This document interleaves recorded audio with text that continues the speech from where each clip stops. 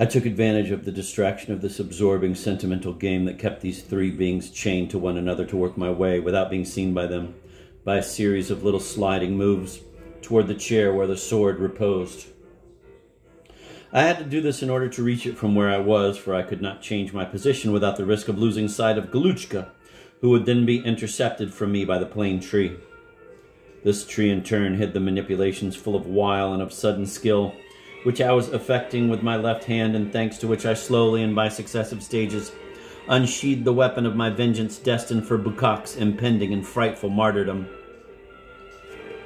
I took the precaution of wrapping a handkerchief around my hand so as not to wound myself. I hid the sword behind my back with a slight trembling which did not exclude sureness in my movements, and I used my cap to prevent Galuchka from seeing the hilt project from the other side of my body. After the success of this first operation, which enabled me to unsheathe the sword without being seen by anyone, I cautiously slipped it back under the materials, but with the blade now bare and pointed in the right direction. All I had left to do was to push it as I wished, so that at the right moment the sword would intercept Bukak's descent. But my preparations were not yet absolutely completed. A dizzying fever of calculation and of ceremonial and the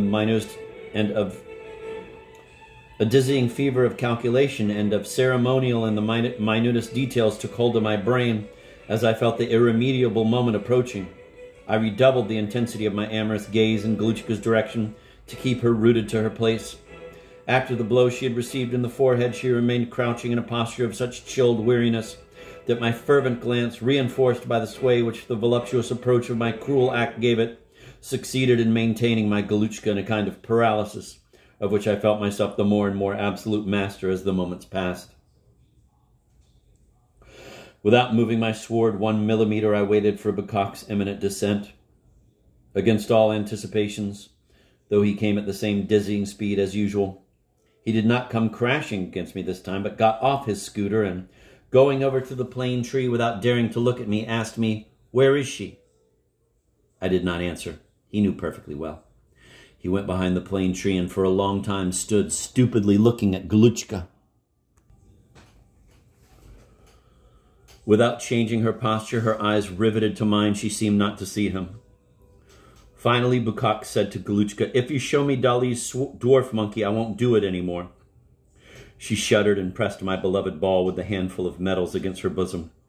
Bukak then said, "Let's play." "Play what?" I answered. He turned toward me and with a repugnant look of gratitude, assuming from my question that I had forgiven him, said, almost joyously, yet with something of the social climber's sugar-coated fear, "Let's all three play robbers and civil guard." I answered, "Yes, let's." And while with one hand I pressed his, with the other I pressed the sword's cold hilt. "Who will begin?" asked Bukak. "The taller one of us." Bukak accepted this absurd condition, for he was clearly taller than I. And suddenly he became very weak, with a weakness which continued to grow in direct ratio to my power of domination. We measured ourselves against the trunk of the plane tree, marking our heights in the bark by means of a notch made with a pebble. It was he, then, who would have to go. He would walk up the ramp very slowly in order to give Galuchka and myself time to go and hide. Once he reached the top, he would come down full speed on his scooter, and I challenged him to do it faster than he had done the previous times, goading the living and congested flesh of his pride with infallible sureness. I saw Bukak start off nonchalantly, dragging his scooter behind him and climbing the ramp which was to be fatal to him. At each new furtive glance that I cast in his direction, I saw the volume of his buttocks progressively diminishing, with their ungainly movements outlined by his tight-fitting pants. My antipathy toward my former lover grew with each of his awkward steps, in whose beatific and nauseating succession I could read the progressive revival of his good conscience, after the troubled waters of remorse which my hypocritical and perverse reconciliation had just calmed.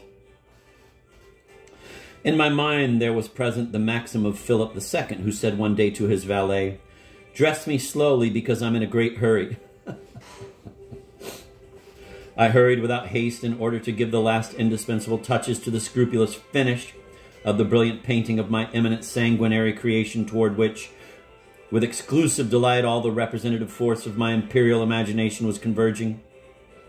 I absorbed myself in a rigorous calculation which called for my utmost powers of dissimulation, so that Galuchka would continue to believe me to be imbued with the simulated ecstasy of my contemplation, when in reality I was occupied solely in coldly calculating Bukak's stature from the mark of his height in the plane tree bark, while taking into account the approximate elevation of his scooter, since after all the only thing I wanted to know was the exact location in space of the middle of my rival's throat, in order to be able to dispose my sword in a fashion adequate to a categorical, Doric, and pitiless slitting of his throat. I had to assure myself also of the resistance of the chairs which were to serve as pillars to the sharp-pointed bridge of my sword. For this I brought together several additional chairs which would serve as reinforcement, thus redoubling the fearful efficacy of my trap. I said to Galuchka, "Bukak's is coming down." She came up to me so quickly that I did not have time to accomplish my decisive act. I cast an anxious glance toward the top of the ramp which Bukak's was just reaching, already preparing for his run. I pressed Galuchka against my chest with a tyrannic will, ordering her not to look, while I profited by her obedience to slip the sword between the bars of two chairs. A last glance reassured me as to my task. Almost invisible, the weapon shone feebly in the night with all the cold and inhuman nobility of justice. We could already hear the din of Bukak's scooter launched on its mad descent. "We must run!"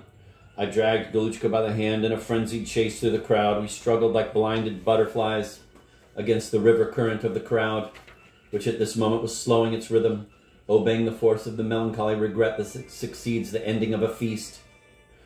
A last paso doble, executed without conviction, had come to a close. We stopped for a moment just at the spot where at sunset I had seen the horse die. On the asphalt sprawled an enormous blood stain in the form of a great black bird with outspread wings. Suddenly it was cold and our perspiration made us shiver. We were indescribably dirty and our clothes were all torn. I could feel my heart beat in the burning wound of my raw cheek. I touched my head covered with bumps which procured me a sweet and agreeable pain. Galuchka was livid. The clot of blood on her forehead now appeared surrounded by a mauve aureole. And Bukak's? Where was his blood? I shut my eyes. Chapter 5, True Childhood Memories. I shut my eyes and I turned my mind to my most distant memories in order to see the image that will appear to me most spontaneously, with the greatest visual vividness, in order to evoke it as the first and inaugural image of my true remembrances. I see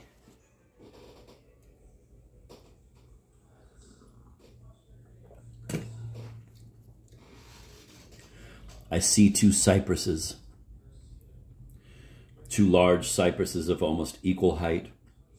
The one on the left is the smaller, and its top leans slightly toward the one on the right, which is impressively vertical.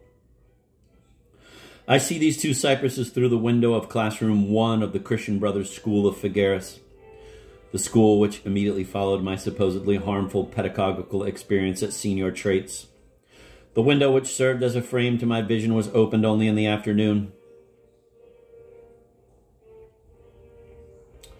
But from then on, I would absorb myself entirely in the contemplation of the changes of light on the two cypresses, along which the slightly sinuous shadow of the rectilinear architecture of our school would slowly rise.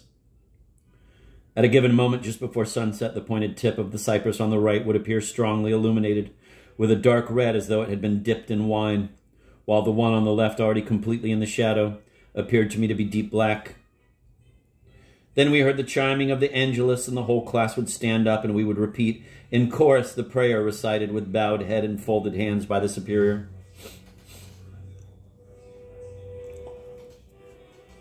The two cypresses outside, which during the whole afternoon seemed to be consumed and to burn in the sky like two dark flames, were for me the infallible clock by which I became in a sense aware of the monotonous rhythm of the events of the class.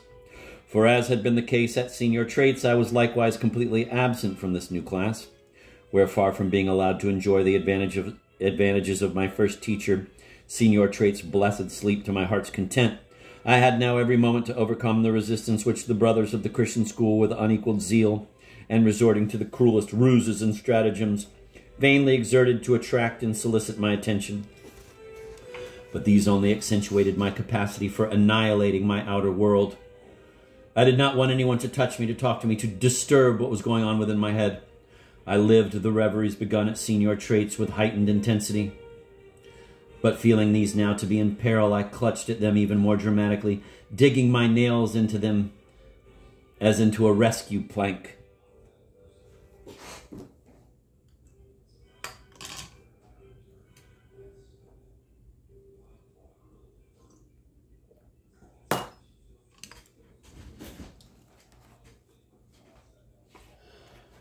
After the Angelus, the two cypresses became almost obliterated in the dark, but if their outlines finally disappeared completely in the night, the immobile presence of their invisible personalities remained firmly localized in their spatial situation, drawing me like a magnet would force my little dream-filled head to turn from time to time to look in their exact direction, even though I could not see them.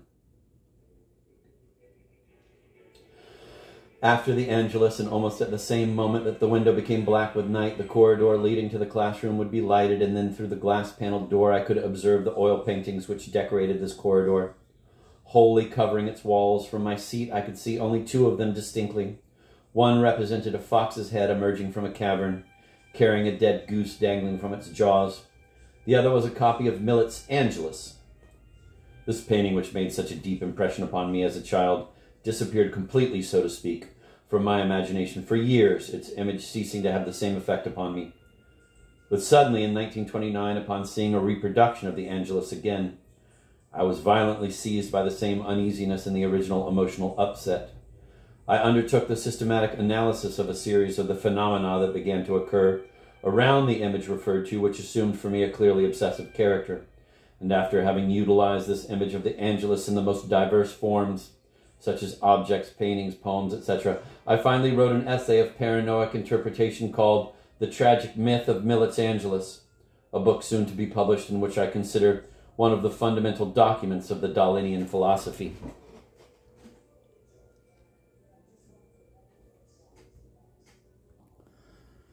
This painting produced in me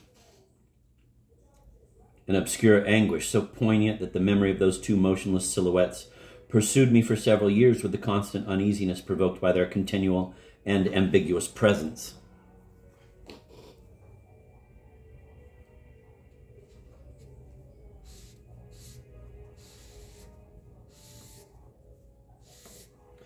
But this uneasiness was not all. In spite of these feelings that the Angelus aroused in me, I had a sense of being somewhat under their protection, and a secret and refined pleasure shone in the depth of my fear, like a little silvery knife blade gleaming in the sunlight.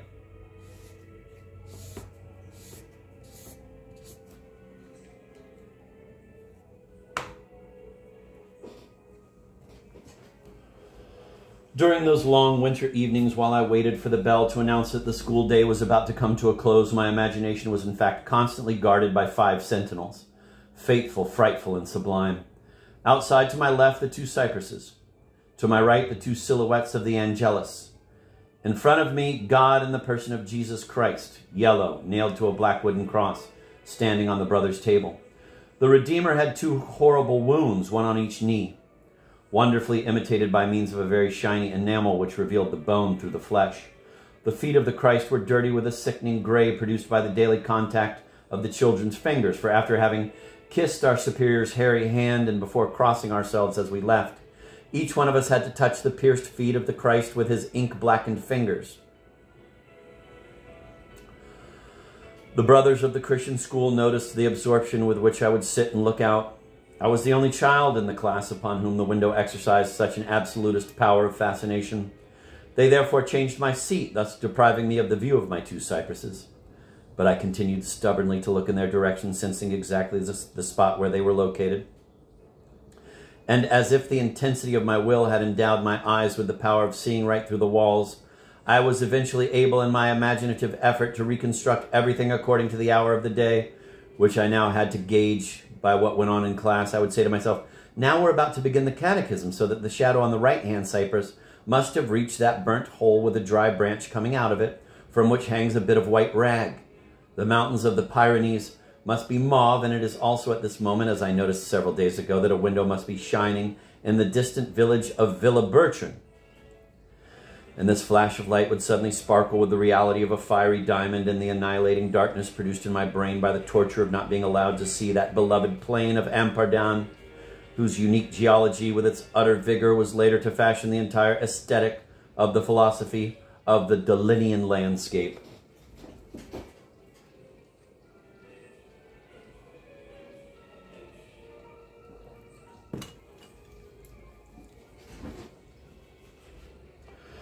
It was soon realized that moving me to a seat out of sight of the window had not been so effective as might have been expected. Quite to the contrary, my inattention remained so incorruptibly anchored to my pleasure that they began to despair of my case. One day at dinner, my father created a general consternation by reading aloud a report from my teachers. They alluded to my exemplary discipline and gentleness. They mentioned approvingly that I would spend my recreation periods far from the noisy games, lost in the contemplation of a colored picture. I knew which one, a religious picture representing the martyrdom of the Maccabees.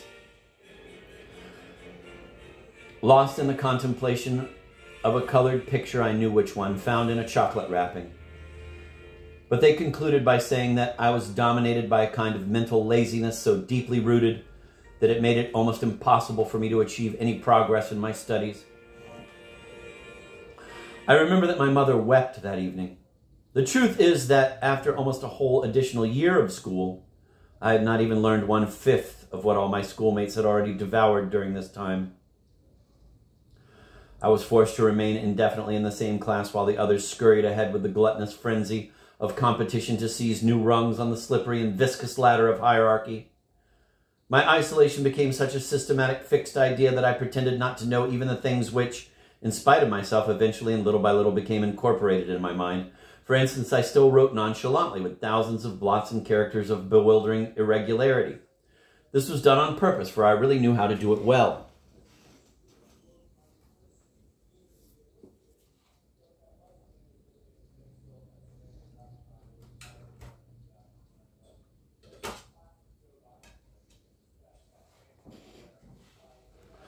One day when I was given a notebook with very silky paper, I suddenly discovered the pleasure of writing properly. With a pounding heart, after wetting the new pen point with my saliva for several minutes, I began and proceeded to execute a marvel of regularity and elegance, winning the prize in penmanship, and my page was framed and put under glass.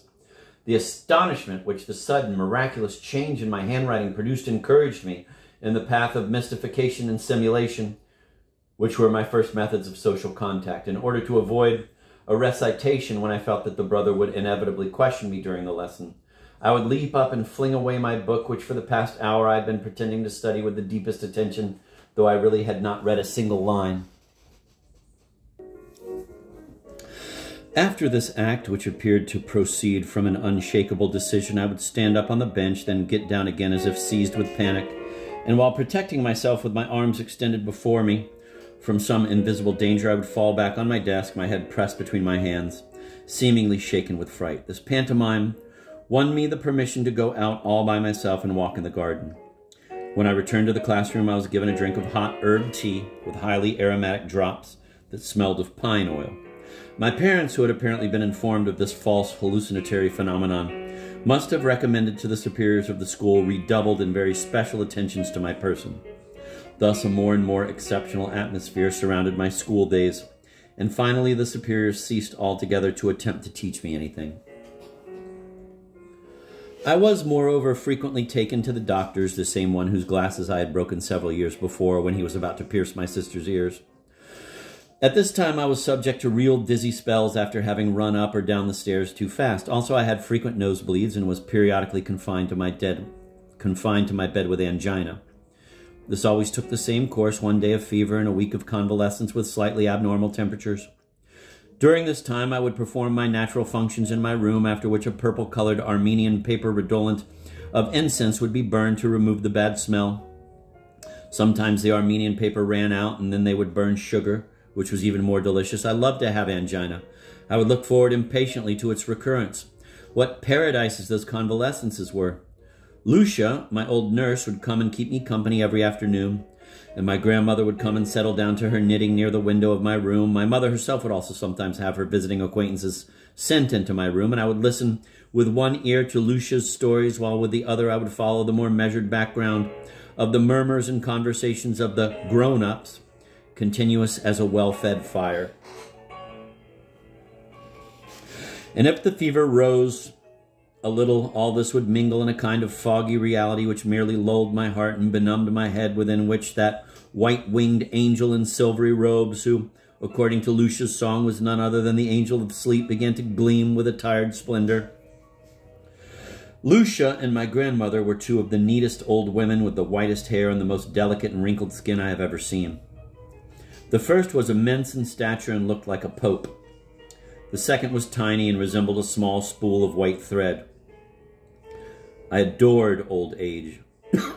What a contrast between these two fairy tale creatures, between that parchment-like flesh on which the effaced and complete manuscripts of their life were written, and that other crude, brand new, and apathetically unconscious flesh of my schoolmates, who no longer even remembered that they too had already been old a while ago when they were embryos. Old people, on the other hand, had learned how to become old again by their own experience, and moreover, they also remembered having been children. I was and I continue to be the living incarnation of the anti-Faust.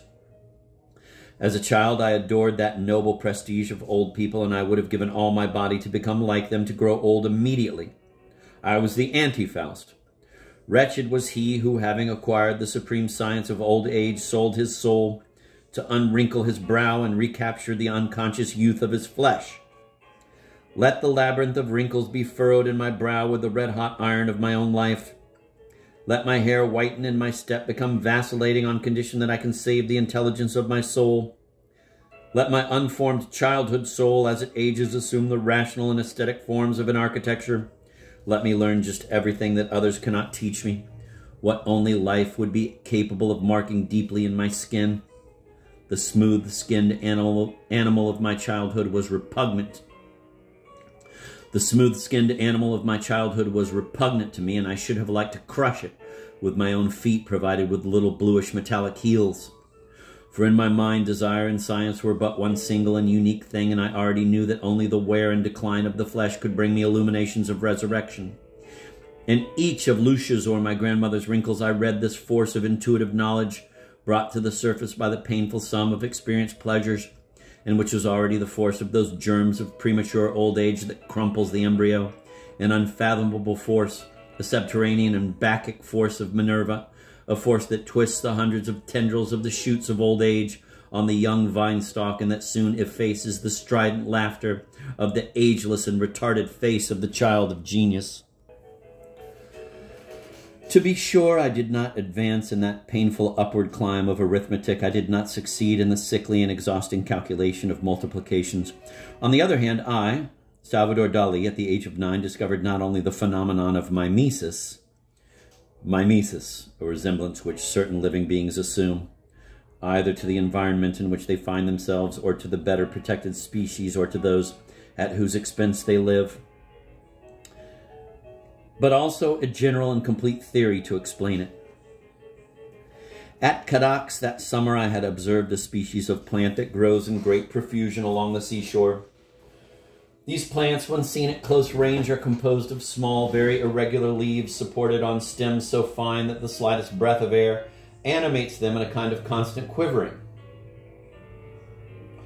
One day, however, some of these leaves struck me as moving independently of the rest, and what was not my stupor when I perceived that they walked. Thereupon I isolated that curious and tiny leaf insect from the rest to observe it at leisure and examine it minutely. Seen from behind, it was impossible to distinguish from the other leaves among which it lived, but if one turned it over, its abdomen appeared no different from that of any other beetle, except for its legs, which were perhaps unusually delicate and were in any case invisible in their normal position. The discovery of this insect made an inordinate impression on me, for I believed I had just discovered one of the most mysterious and magic secrets of nature. The invisible image of Voltaire may be compared in every respect to the mimesis of the leaf insect, rendered invisible by the resemblance and the confusion established between figure and background.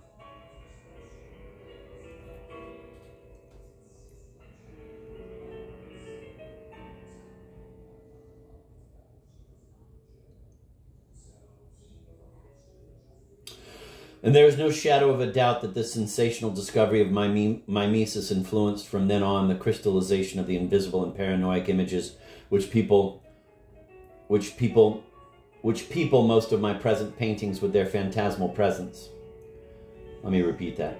And there is no shadow of a doubt that this sensational discovery of mimesis influenced from then on the crystallization of the invisible and paranoid images which people most of my present paintings with their phantasmal presence. Proud, haughty, ecstatic even over my discovery, I immediately utilized it for purposes of mystification. I proceeded to claim that by virtue of my personal magic I had acquired the ability to animate the inanimate. I would tear a leaf from a mass of these plants. I would substitute my leaf insect for the leaf by a sleight of hand, and placing it on the dining room table, I would begin to strike violently all around it with a rounded stone, which I presented as the object endowed with magic virtue, which was going to bring the leaf to life. At the beginning of my performance, everyone thought the little leaf moved solely because of the agitation which I created around it, but then I would begin to diminish the intensity of my blows until I reduced them to such feeble taps that they could no longer account for the movements of the little leaf insect, which were already clearly independent and differentiated.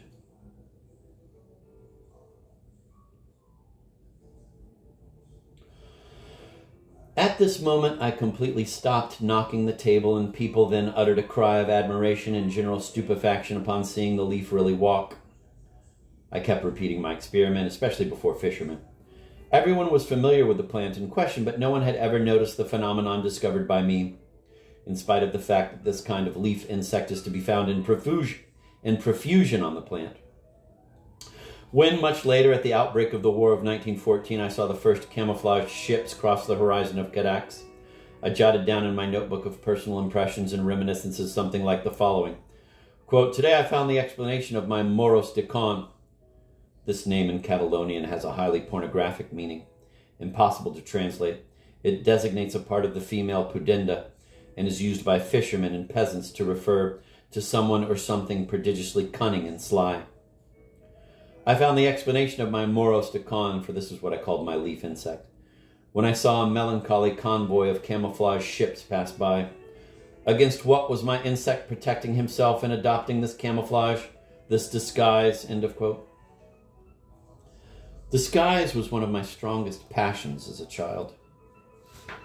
Just as there had been a snowfall on the day when I wished so hard that the landscape of Figueres would be transformed into that of Russia, so on the day when I intensely longed to grow old quickly, I received, as if by chance, a gift from one of my uncles in Barcelona, a gift which consisted of a king's ermine cape, a gold scepter, and a crown from which hung a solemn and abundant white wig.